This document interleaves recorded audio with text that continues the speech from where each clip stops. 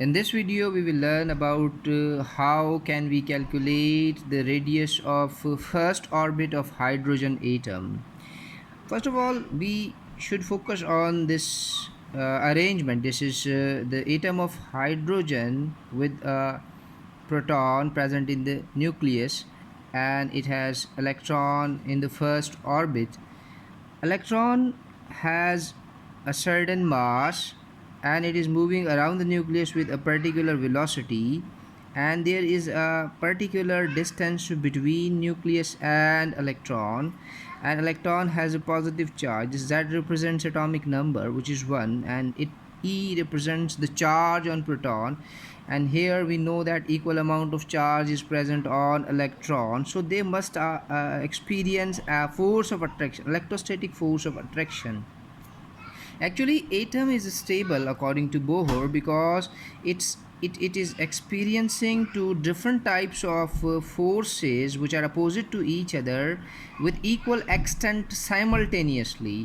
The centrifugal force that is responsible for carrying revolving body away from center, in this case is equal to mv square, mass of electron and velocity of electron square, divided by the radius.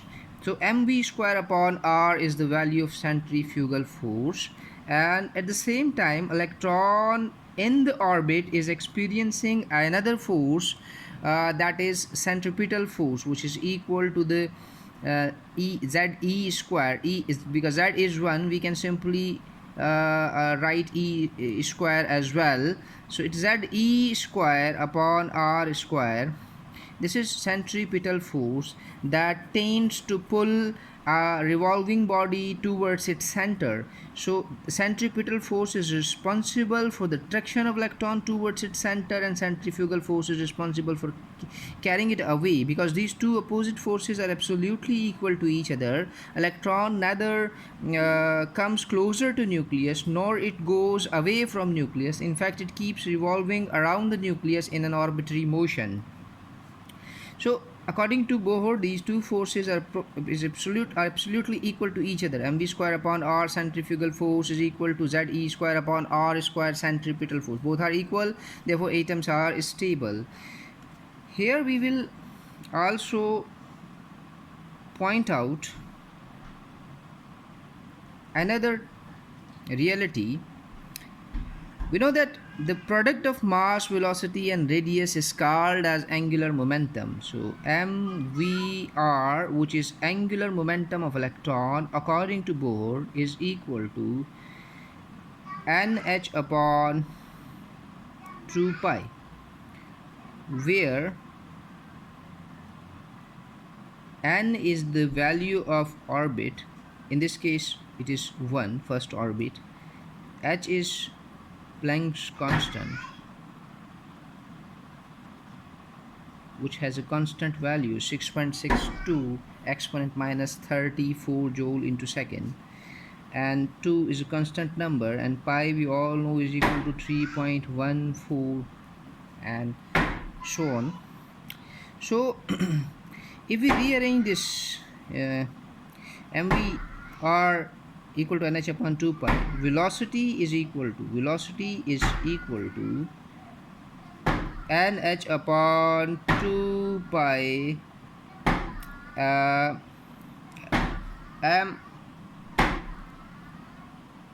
mr. So here velocity is equal to this value, so mr is equal to nh upon 2 pi mr square equal to ze square upon r square. So it is equal to mr into n square h square upon 4 pi square, and m square r square. So m and m square will be cancelled out, and we are having now here 1 upon r into, this is equal to z square upon r square, n square h square upon 4 pi square m r square equal to z square upon r square. If we rearrange this, 1 upon r at this side of equality sign will become r, and we will have r equal to n square h square. This r will here multiply r square divided by 4 pi square m z e square, it will multiply here, and r square. This r square will be cancelled out. So the value of radius is equal to n square h square upon 4 pi square m z e square. This is the value of radius, the first radius of hydrogen atom, where n is the orbit, h is Planck's constant, pi also has a constant value, m is the mass of electron, which is 9.1 exponent minus 31 kilogram, z is equal to atomic number, which is 1, which may not be written, e is the charge on electron, 1.6 exponent minus 19 coulomb. When we are interested in calculating the first orbit of hydrogen, it will be equal to 1 square h square 4 pi square m z e square. The value of this overall expression is equal to 1 square is equal to 1 into this overall value. When we put all the values at their positions and calculate them, we obtain 0. Our answer is 5.29 into 10 power minus 11 meter. And in angstrom, if we shift the decimal point to the left hand side, power increases, it becomes 0.529 into 10 power minus 10 meter. So this 10 power minus 10 meter is equal to angstrom, so it is 0.529 angstrom. This is the value of first orbit of hydrogen. If we are to calculate the value of second orbit will have the value equal to 2 square into this constant, 0.529 angstrom. The value of R3 will be equal to the third radius of hydrogen. In the previous discussion we discussed that we have different orbits: first orbit, second orbit, third orbit. This is n.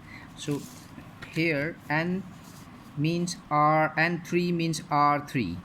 R3 will have 3 value of 3 square into 0.529 angstrom. Similarly, R4 will be equal to 4 square into this constant. Radius of fifth orbit will be equal to 5 square into this constant. R6 will be equal to 6 square into this constant, and R7 will be equal to 7 square into this constant. So in this manner we can calculate the values of all the orbits of hydrogen. This was all about how Bohr calculated the values of different different radii of orbits in the hydrogen. In coming video, we will discuss about the calculation of energy of different orbits, and I will also discuss how wave numbers and frequencies and energies are changed when electrons move from the lower to the higher levels, or they when they come back to the lower levels, what kind of change in wavelengths and frequencies and energies take place. This will be our next topic, and we'll be discussing much more chemistry in coming videos, so stay in touch with us.